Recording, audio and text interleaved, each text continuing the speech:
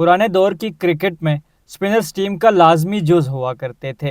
Cricket की तारीख ऐसे स्पिनर से भरी पड़ी है जो किसी भी टीम की जान होते थे। इन स्पिनर्स में लेफ्ट आर्म स्पिनर्स, जिन्हें पाकिस्तान की क्रिकेट में मखसूस नाम खब्बे से जाना जाता है, हमेशा टीम की जान रहे हैं। खब्बे स्पिनर्स रवायती क्रिकेट का हुस्न होते हैं।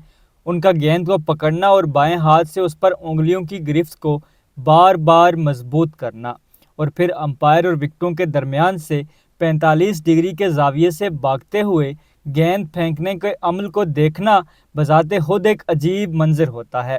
अगर मैं आपसे सवाल करूं कि इकबाल कासिम के बाद पाकिस्तान की तारीख का सबसे उम्दा लेफ्ट आर्म स्पिनर कौन है, आप अपना जवाब कमेंट में ज़रूर बताइएगा। लेकिन मेरी नज़र में एक ही नाम आता है और मैं एक लम्हे की भी ताख़ीर किए बगैर जवाब देना चाहूँगा, Zulfikar Babar. Oh, bowled in with a straighter one. A soft dismissal, Brad Haddon. Oh, big shot, gone. Said it was dangerous. Straighter, gone to the moon and back. And stumped, yes. There is the first one down. It's the big one. Is that out? Yes, it is. I think that's come straight off the face of the bat. Big appeal, big shout. Is it out? No, there's a shake of the head. Zulfikar Babar ने 2001 में first class cricket की इब्तिदा की थी, लेकिन सिर्फ एक match के बाद अगला फर्स्ट क्लास मैच खेलने में 6 साल लग गए, क्योंकि ओकाड़ा से ताल्लुक़ रखने वाले जुल्फ़िकार बाबर को मुल्तान रीजन से खेलने में शदीद मुश्किलात का सामना करना पड़ा था। इलाकाई क्रिकेट की अंदरूनी सियासत ने उनकी क्रिकेट को खासा मुतासिर किया, जिसके वो अब भी शाकी हैं। जुल्फ़िकार बाबर कहते हैं, क्रिकेट में बड़ी सियासत होती है। मुझे भी इसी तरह की सूरत हाल का सामना करना पड़ा, लेकिन हिम्मत नहीं हारी थी और अच्छी कारकर्दगी से पाकिस्तानी टीम तक पहुंचने में कामयाब हो गया। फर्स्ट क्लास क्रिकेट में वापसी के बाद जुल्फ़िकार बाबर ने पलट कर नहीं देखा। वो वक्त भी आया और हर सीज़न में वो काबिल ज़िक्र कारकर्दगी का मुजाहिरा करते चले आए, यहाँ तक कि एक सीज़न में उन्होंने 96 विकेटें हासिल कर डाली। वो पाकिस्तान के उन चंद बॉलर्स में से एक हैं जिन्होंने फर्स्ट क्लास मैच की एक इनिंग्स में तमाम की तमाम 10 विकेटें हासिल की हों। उनकी इसी मुसलसल शानदार कारकर्दगी ने सेलेक्टर्स को भी मजबूर कर दिया कि वो उनकी उम्र पर नज़र डालने के बजाय उनकी कारकर्दगी को देखें, और यूं जुल्फ़िकार बाबर का इंटरनेशनल क्रिकेट खेलने का ख्वाब पूरा हो गया। जुल्फ़िकार बाबर ने जनूबी अफ्रीका के खिलाफ अबू धाबी में टेस्ट कैप हासिल की, तो वो मिरान बख्श के बाद टेस्ट क्रिकेट की इब्तिदा करने वाले दूसरे उम्र रसीदा पाकिस्तानी क्रिकेटर थे।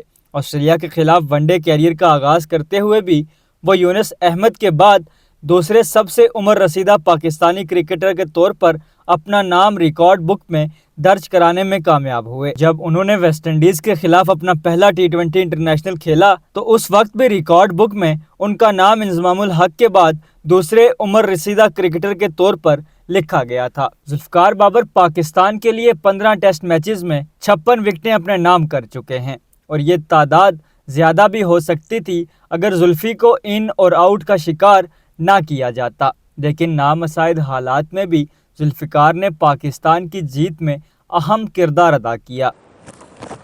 And stumped, yes. There is the first one down. It's the big one. Is that out?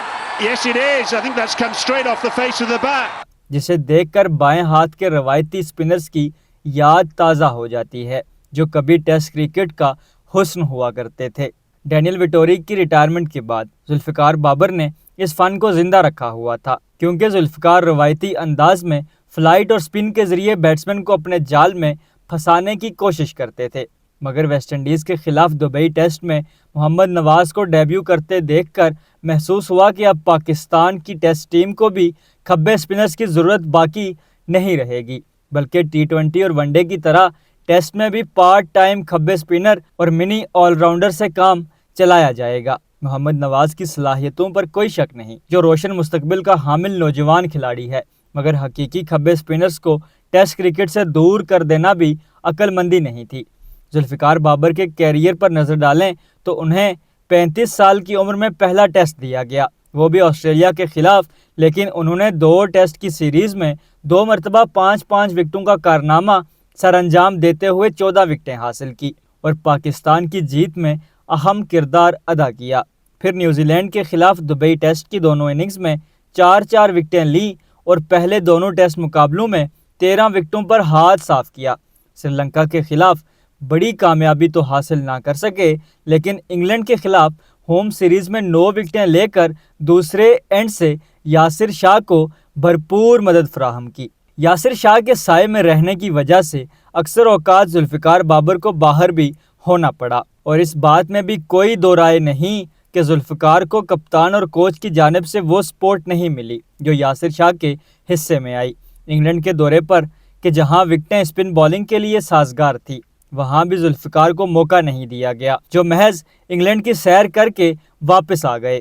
گلابی ٹیسٹ بھی ذوالفقار نے ڈریسنگ روم میں بیٹھ کر دیکھا تھا، کیونکہ مصنوعی روشنیوں میں کھیلے جانے والے مقابلے میں 3 فاسٹ بولرز کو کھلانا ضروری سمجھا گیا تھا، مگر سب سے زیادہ وکٹیں سپنر کے حصے میں ہی آئی تھی، جس کا ذکر ہم نے یاسر شاہ کی پروفائل میں کیا تھا۔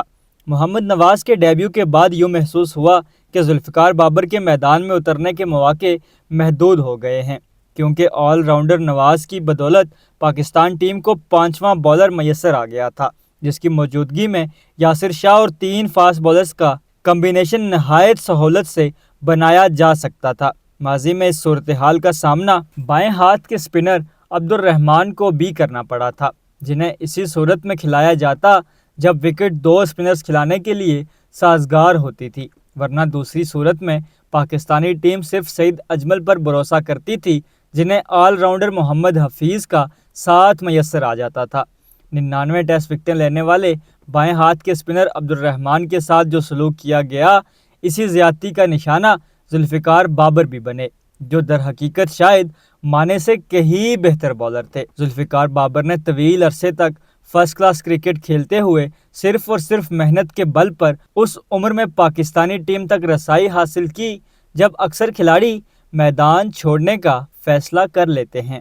اننگز میں 10 وکٹوں کے کارنامے کے ساتھ 88 فرسٹ کلاس میچز میں 421 وکٹیں ذوالفقار بابر کی انتھک محنت اور تسلسل کے ساتھ دکھائی گئی کارکردگی کا ثبوت ہیں۔